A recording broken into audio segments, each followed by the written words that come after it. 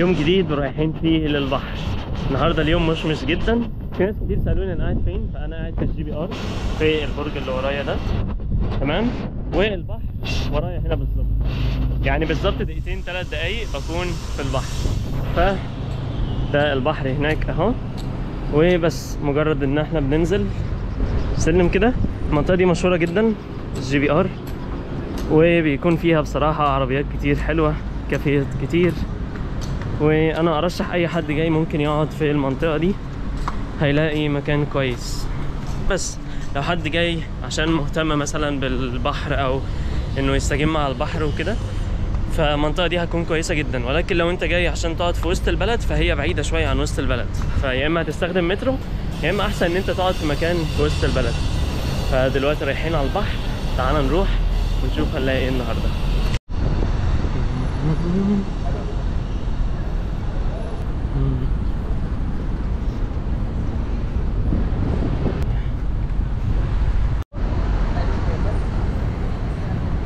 وصلنا خلاص عند مدخل البحر.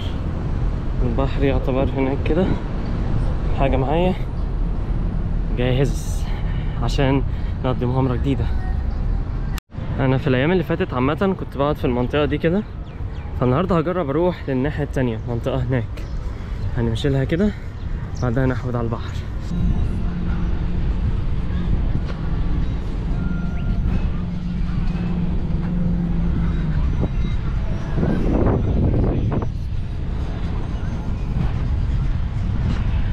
اخترت المنطقة دي عشان نقعد فيها قدام الحتة دي كده، وننزل في المنطقة دي كلها.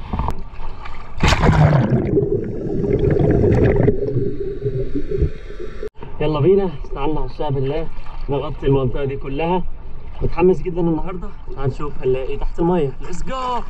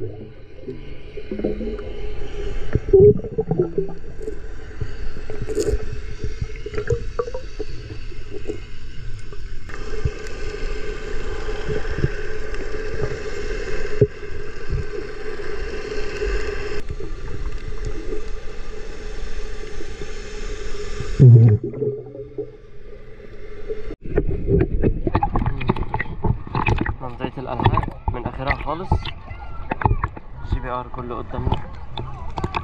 المنطقة دي كويسة جدا، بس هي المشكلة إن النهاردة تحت المية مش حلوة، يعني أنا مش شايف أي حاجة يعتبر. فأظن بكرة لما أجي هروح بدري. هو أحسن وقت إن احنا نروح مثلا 7-8 الصبح، بيكون كويس جدا.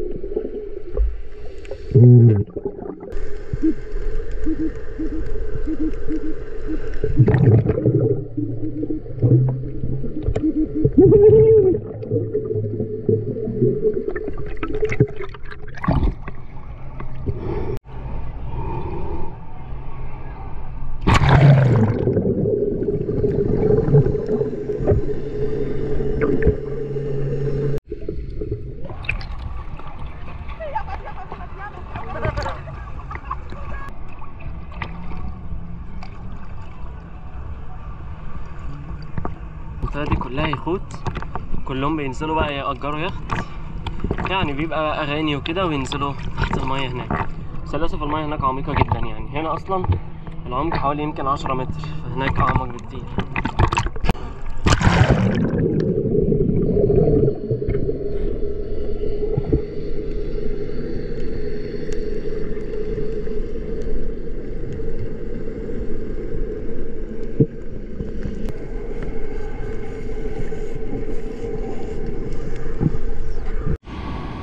دي الحاجات اللي انا لقيتها بغطس النهارده، النضاره دي والتوكه دي، غطا كان التوكه التانية ونضاره. طبعا في حاجات كتير لقيناها رميناها على طول، حاجات تترمى. دي الحاجه اللي انا شايفها قيمه في الفيديو ده بس. لو عجبك الفيديو متنساش تعمل لايك، تعمل سبسكرايب. اشوفكم في الفيديو الجاي باذن الله.